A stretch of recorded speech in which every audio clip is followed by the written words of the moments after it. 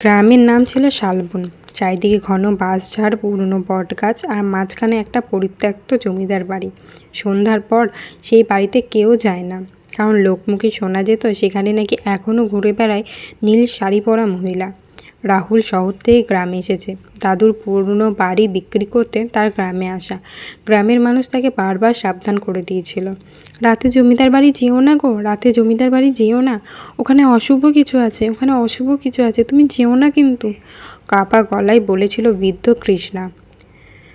রাহুল এসব অকুসংস্কার বলে উড়িয়ে দিল।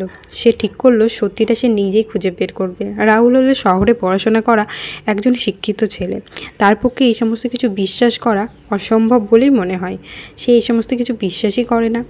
তার জন্য রাহুল সেই দিনই বেরিয়ে পড়লো রাত 12টার দিকে, হাতে টর্চ নিয়ে সে জমিদার বাড়িতে ঢোকে। ভাঙা দরজা ঠেলে ভেতরে ঢুকতেই ঠান্ডা বাতাস তার শরীর কাঁপিয়ে দিল। মনে হলো যেন সে প্রচণ্ড ঠান্ডাতে আছে, 0 ডিগ্রি তাপমাত্রার থেকেও ঠান্ডা, যেন সে জমে যাবে।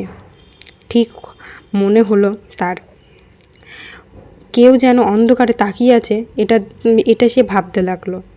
হঠাৎ উপরতলা থেকে ভেসে এলো পায়ের নুপুরের শব্দ, ঝনঝন ঝনঝন। কেউ যেন নুপুর পরে চারিদিকে দৌড়াদৌড়ি করছে, এটাই তার মনে হলো। রাহুল টর্চের আলো ফেলতেই দেখে সিঁড়ির মাথায় এক মহিলা দাঁড়িয়ে, নীল শাড়ি, এলোমেলো চুল আর ফ্যাকাশে মুখ, কিন্তু সবচেয়ে ভয়ঙ্কর ছিল তার চোখ দুটো, একবারে সাদা। কে কে আপনি? কাপা গলায় বলল রাহুল।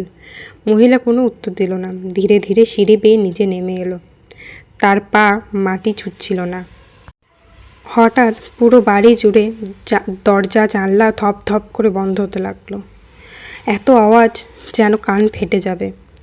রাহুল দৌড়ে বেড়াতে চাইল, কিন্তু প্রধান দরজাটা যেন অদৃশ্য শক্তিতে আটকে গেল। ঠিক তখনই পেছন থেকে শোনা গেল কর্কশ কণ্ঠে, আমার মৃত্যুর বিচার কে করবে, আমার মৃত্যুর বিচার কে করবে? রাহুল ঘুরে দাঁড়াতেই দেখে মহিলাটা তার একবারে কাছে, একবারে সামনে চলে এসেছে। তার গায়ের চামড়াটায় আস্তে আস্তে যেন পুড়ে যাচ্ছে। সে বুঝতে পারছে তার গায়ের চামড়াতে যেন কিছু একটা অদৃশ্য কিছু এসে যেন তার গায়ের চামড়াগুলো পুড়িয়ে দিচ্ছে। সে ফ্যাকাশে শরীরটা আর নেই, পোড়া মানুষে পরিণত হয়েছে, যেন গোটা শরীর থেকে পোড়া পোড়া ছাল উঠে আসছে। এরকম দৃশ্য দেখে রাহুল ভয় পেয়ে গেল, আর সে ভয়ে কাঁপতে কাঁপতে জিজ্ঞাসা করলো, কে তুমি, কে? সে রাহুলের গলা আরও চেপে ধরল।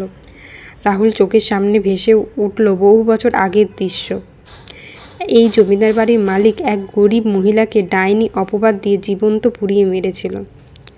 গ্রামের সবাই দেখেছিল, কিন্তু কেউ প্রতিবাদ করেনি। মৃত্যুর আগে মহিলাটি অভিশাপ দিয়েছিল, যারা অন্যায় দেখেও চুপ থাকবে তাদের রক্তেই ফিরব আমি, তাদের রক্তেই ফিরব আমি। মহিলাটির এই অপরাধ ছিল যে মহিলাটিকে জমিদার বাড়ির রাজা, যিনি রাজত্ব করতেন সেই সময় এই গোটা গ্রামে, তার নাম ছিল রাজা। তিনি এই মহিলাটিকে পছন্দ করেছিলেন, তাকে অসৎ উপায়ে পেতে চেয়েছিলেন, কিন্তু মহিলাটি রাজি হয়নি।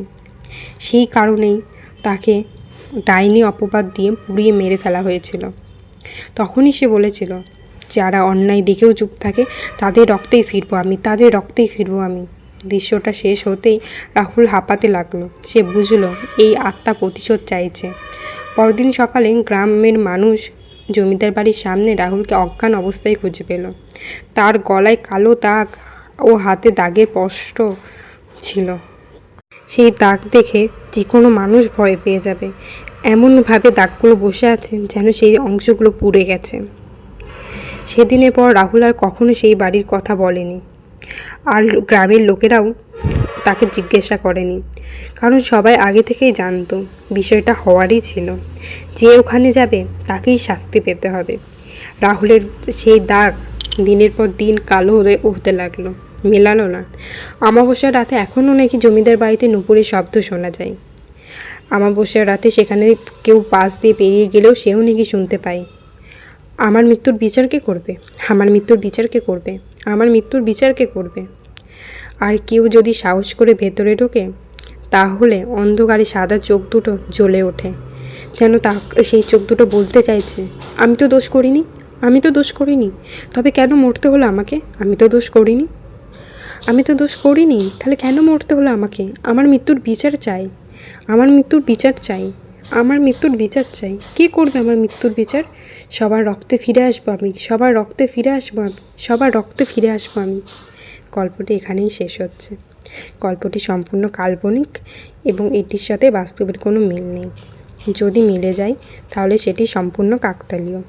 আমার পাশে থাকবেন, আমার সাথে থাকবেন আরও নতুন নতুন গল্প দেখার জন্য।